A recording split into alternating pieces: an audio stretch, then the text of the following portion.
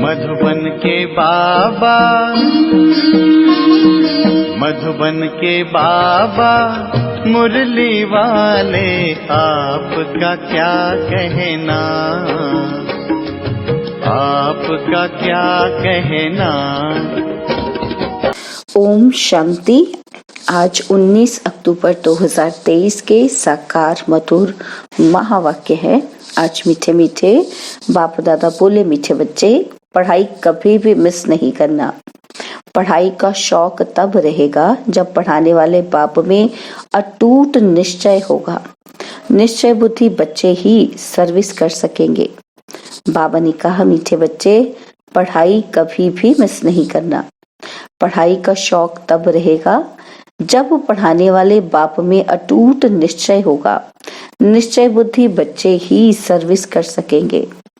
बाबा ने आज प्रश्न पूछा कि बाप दादा को बच्चों की कौन सी बात सुनकर बहुत खुशी होती है। और उत्तर में बाबा ने समझाया कि जब बच्चे सर्विस समाचार का पत्र लिखते हैं कि बाबा आज हमने फलाने को समझाया, उसको 2 बाप का परिचय दिया, ऐसे ऐसे सेवा की, तो बाबा उन पत्रों को पढ़कर बहुत खुश होते हैं। याद प्यार व खुश खैराफात का पत्र लिखने से बाबा का पेट नहीं भरता। बाबा अपने मददगार बच्चों को देख खुश होते हैं, इसलिए सर्विस करके समाचार लिखना है। मुरली का गीत है, चलो चले माँ। ओम शांति। बच्चे जानते हैं कि कांटों से फूलों की दुनिया में जाना है। सतयुगी दुनिया को दैवी फूल ही कहेंगे। कलयुग में मनुष्य है कांटे मिसल, एक दो को तंग करते दुख देते रहते हैं।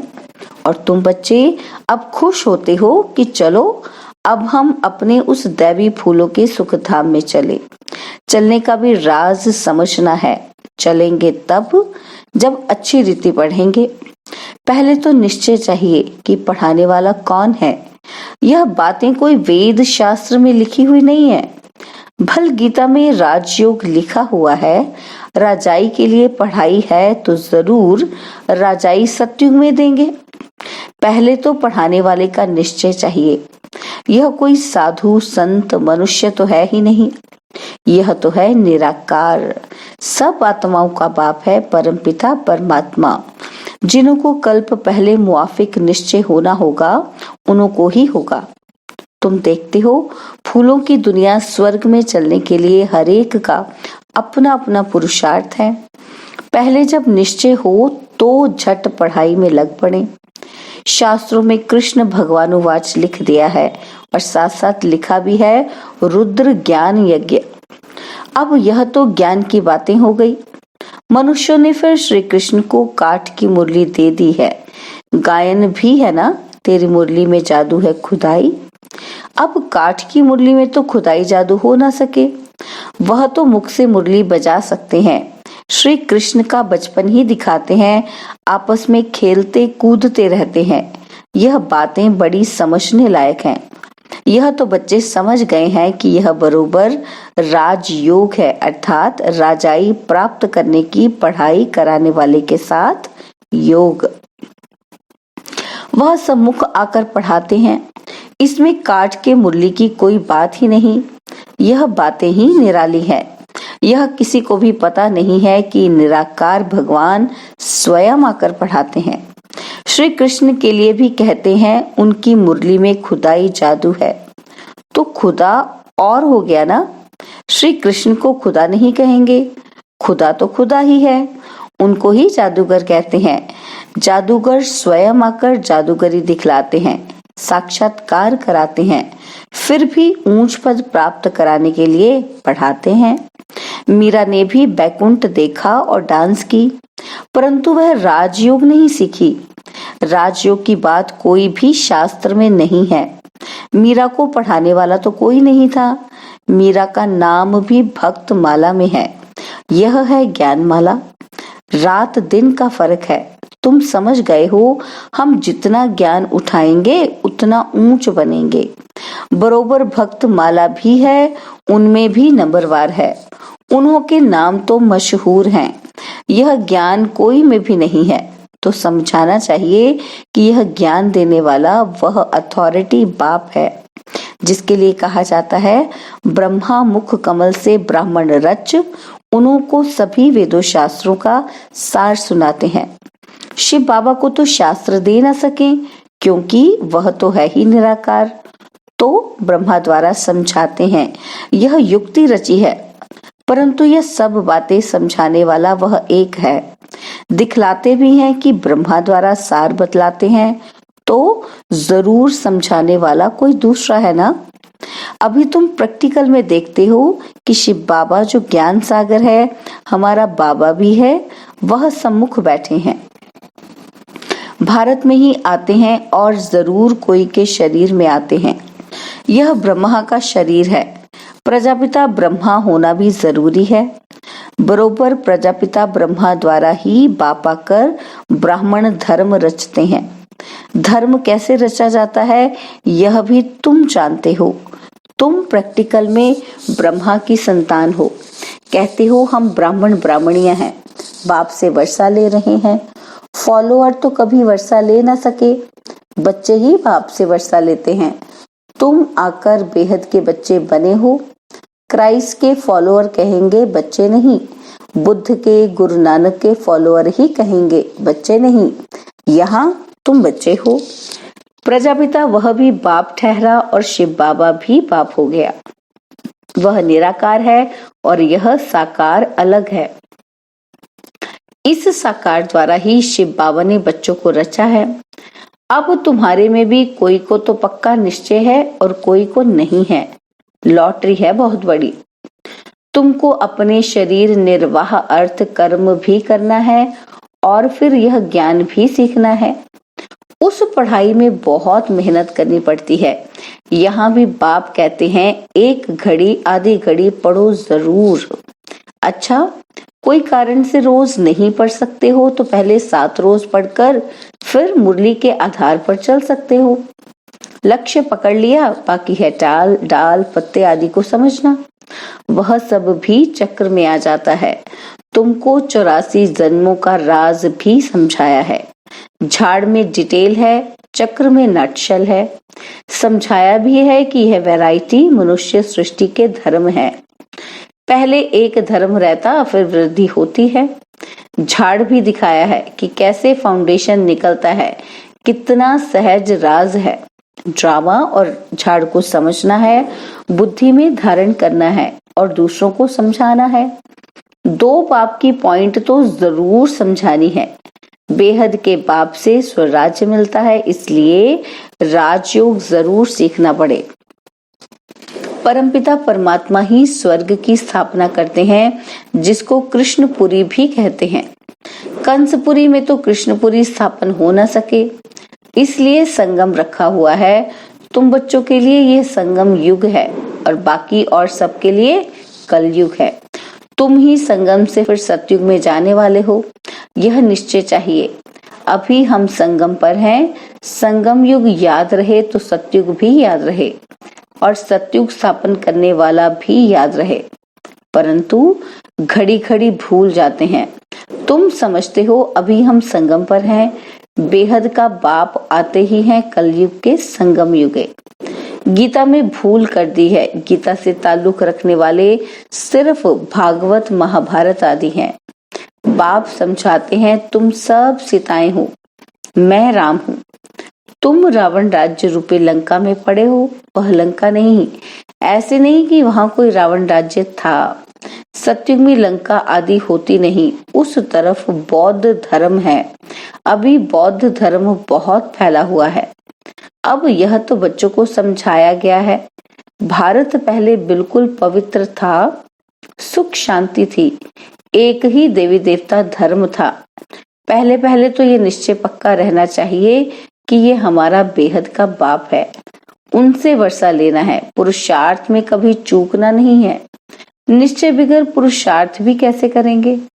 बाप पढ़ाते हैं, उनसे स्वर्ग का सदा सुख का वर्षा मिल रहा है, यह तो सर्टेन है। स्कूल में बिगर निश्चय अथवा एम ऑब्जेक्ट थोड़े ही बैठेंगे। वहां तो सब्जेक्ट बहुत होती हैं, मार्जिन होती है। यहाँ तो एक ही सब्जेक्ट है, एक ही सब्जेक्ट से कितनी बड़ी राजधानी स्थापन हो जाती है। जो नहीं पढ़ते हैं तो पढ़े हुए के आगे भरी ढोएंगे। प्रजा में भी जो अच्छी प्रजा होंगे उनके आगे कम दर्जे वाली प्रजा भरी ढोएगी।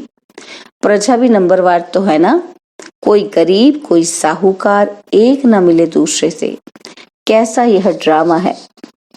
सभी मनुष्य के फीचर्स ड्रामा में नूंद है पार्ट बजाने के लिए। कितनी गुह्य बातें हैं जो धारण कर यथार्थ रीति समझाना है। सब तो नहीं समझा सकते, कितनी अच्छी बातें समझाते हैं। निश्चय में ही विजय है, निश्चय होगा तब ही पढ़ेंगे। कोई तो संशय बुद्धि हो पढ़ाई को छोड़ देते हैं। अहो माया झट तूफान लगाए संशय में डाल देती है। संशय बुद्धि विषयंती, चढ़े तो चाके बैकुंठ रस, गिरे तो चकनाचूर। फर्क तो बहुत है, गिरे तो एकदम चंडाल, चढ़े तो एकदम बादशाह। सारा पढ़ाई पर मदार है। आगे कभी सुना कि निराकार शिक्षक कैसे होता है? अभी शिव बाबा द्वारा तुम सुनते हो। तुमको निश्चय हुआ है कि मैं तुम्हारा बाप हूँ, पतित पावन भी हूँ, नॉलेजफुल भी कहते हो। नॉलेज से चक्रवर्ती राजा बनना है, यह निश्चय होना चाहिए ना। निश्चय में ही माया विघ्न डालती है। दुश्मन सामने खड़ा है, तुम जानते हो माया हमारी दुश्मन है। घड़ी घड़ी धोखा देती है, पढ़ाई में संशय डाल देती है और संशय में आकर बहुत बच्चे पढ़ाई को छोड़ देते हैं। पढ़ाई को छोड़ा गोया बाप टीचर सतगुरु को भी छोड़ दिया। वह तो गुरु बदलते रहते हैं, अनेक गुरु करते हैं, यह तो एक ही सतगुरु है। यह अपनी महिमा नहीं करते हैं, बाप अपना परिचय देते हैं। भक्त लोग गाते हैं ना शिवाय नमः, तुम माता पिता हम बालक तेरे, लेकिन कुछ जानते भी नहीं, सिर्फ कहते रहते हैं, पूजा करते रहते हैं। तुम अभी जान गए हो कि शिव कौन है। शिव के बाद आते हैं ब्रह्मा सरस्वती, लक्ष्मी नारायण बाद में आते हैं। पहले शिव बाबा, फिर ब्रह्मा विष्णु शंकर। बाप कहते हैं मैं पहले पहले ब्रह्मा में प्रवेश करता हूँ, इनको पहले रचता हूँ। ब्रह्मा द्वारा स्थापना, फिर ब्रह्मा ही विष्णु बन पालना करते हैं। यह सब पॉइंट्स नोट करनी चाहिए, फिर किसी को समझाने की कोशिश करनी चाहिए। कोई तो बहुत अच्छा समझाते हैं, बाबा की तो बात ही अलग है। कभी शिव बाबा समझाते, कभी यह भी समझाते हैं। तुम हमेशा समझो कि शिव बाबा समझाते हैं। शिव बाबा को याद करने से विकर्म विनाश होते हैं। तुम समझो शिव बाबा इन द्वारा नई नई पॉइंट्स सुनाते हैं, बड़ा युक्ति से समझाते हैं। तो बच्चों को समझना भी चाहिए। पहले तो निश्चय करना है। 7 रोज में भी रंग अच्छा लग सकता है, परंतु माया भी बहुत तीखी है ना। पहले पहले तो निश्चय बैठे कि बाप परमपिता परमात्मा स्वर्ग का रचयिता है, तो जरूर उसने ही राजयोग सिखाया होगा। श्री कृष्ण सिखला न सके, उनका आना ही सत्युग में होता है। स्वर्ग का रचयिता शिव बाबा है। अगर कोई कहे कि श्री कृष्ण के तन में आया, परंतु श्री कृष्ण तो उस रूप में आ न सके, उनका आना ही सत्युग में होता है। बाबा किसी के गर्भ से तो जन्म नहीं लेता, इनके तन में प्रवेश कर इनका भी परिचय देता है कि इनका नाम ब्रह्मा हमने क्यों रखा। यही शुरू से लेकर अंत तक पाठ बजाते हैं।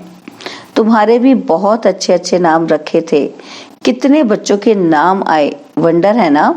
फट से 200-250 के नाम आ गए। इतने नाम तो यहाँ के ब्राह्मण लोग दे न सके। संदेशी फट से नाम ले आई। बेहद के बाप ने नाम रखे, वंडर है। वंडरफुल बाप, वंडरफुल एम ऑब्जेक्ट। तुम तो राजाओं के राजा बनेंगे। लक्ष्मी नारायण का चित्र बड़ा क्लियर है, ऊपर में त्रिमूर्ति का चित्र बड़ा एक्यूरेट है। 84 जन्म भी जरूर लेने हैं। कलयुग का अंत, पतित, सत्युग की आदि, पावन। बच्चों को सर्विस का सबूत देना चाहिए कि बाबा हमने भी ये छोटे छोटे पर्चे छपवाए, ऊपर में शिव, त्रिमूर्ति और 2 बाप का परिचय हो। यह पॉइंट्स जरूर होनी चाहिए। ऐसे ऐसे पर्चे छपवाकर खूब सर्विस करके समाचार देना चाहिए, तब बाप के दिल पर चढ़ेंगे। चिट्ठी सिर्फ खुश खैराफात की नहीं, सर्विस करके समाचार लिखना है कि बाबा यह सर्विस की। सिर्फ याद प्यार लिखने से बाबा का पेट क्या भरेगा। आज फलाने को समझाया, आज पति की सर्विस की, बहुत अच्छा, खुश हुआ। ऐसे ऐसे सर्विस की समाचार बाबा को लिखना है। 2 बाप की पॉइंट्स मुख्य है। बेहद का बाप है ही स्वर्ग का राज्य भाग्य देने वाला। तुम कितने मीठे मीठे बच्चे हो। बाप समझाते हैं यह सब एडॉप्टेड चिल्ड्रन है। इतने सब तो धर्म के बच्चे ही हो सकते हैं, वह धर्म के फॉलोअर्स होते हैं। यहाँ तुम बच्चे हो। बाप भी ऐसे बच्चों को देख खुश होते हैं।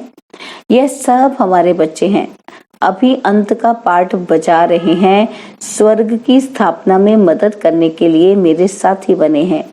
यह है रुद्र शिव बाबा का राजस्व अश्वमेध ज्ञान यज्ञ। शिव बाबा स्वर्ग की स्थापना कैसे करते हैं? पहले ब्रह्मा और ब्राह्मणों द्वारा रुद्र ज्ञान यज्ञ रचते हैं, जिससे स्वर्ग की स्थापना होती है। तो जरूर ब्राह्मणों को ही यज्ञ संभालना है। अच्छा, मीठे मीठे सिकिलदे बच्चों प्रति माता पिता बाप दादा का याद प्यार और गुड मॉर्निंग। रूहानी बाप की रूहानी बच्चों को नमस्ते। हम रूहानी बच्चों की रूहानी बाप दादाजी को दिलवा जान सिखवा प्रेम से नमस्ते। ओम शांति। प्यारे बाबा, मीठे बाबा, मेरे बाबा, शुक्रिया बाबा, शुक्रिया बाबा, शुक्रिया। धारणा के लिए मुख्य सार है। पहला पॉइंट है, निश्चय बुद्धि बन पढ़ाई करनी है। कभी भी किसी बात में संशय नहीं उठाना है, निश्चय में ही विजय है। और सेकंड पॉइंट है, बाप का साथी बन स्वर्ग की स्थापना में पूरा मददगार बनना है। यज्ञ की संभाल करने वाला पक्का ब्राह्मण बनना है। बाबा ने आज वरदान दिया, ज्ञान स्वरूप बन कर्म फिलॉसफी को पहचान कर चलने वाले कर्म बंधन मुक्त भव। ज्ञान स्वरूप बन कर्म फिलॉसफी को पहचान कर चलने वाले कर्म बंधन मुक्त भव।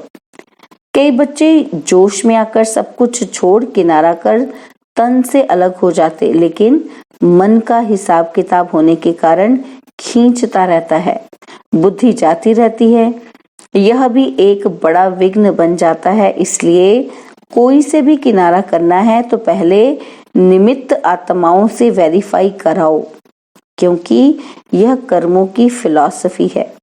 जबरदस्ती तोड़ने से मन बार बार जाता रहता है। तो ज्ञान स्वरूप होकर कर्म फिलॉसफी को पहचानो और वेरीफाई कराओ, तो सहज कर्म बंधन से मुक्त हो जाएंगे। स्लोगन है, अपने स्वमान की सीट पर सेट रहो तो माया आपके आगे सरेंडर हो जाएगी।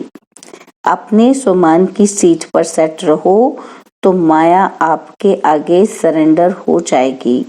ओम शांति। और अब यह एक बहुत अच्छी वीडियो भी जरूर देखें।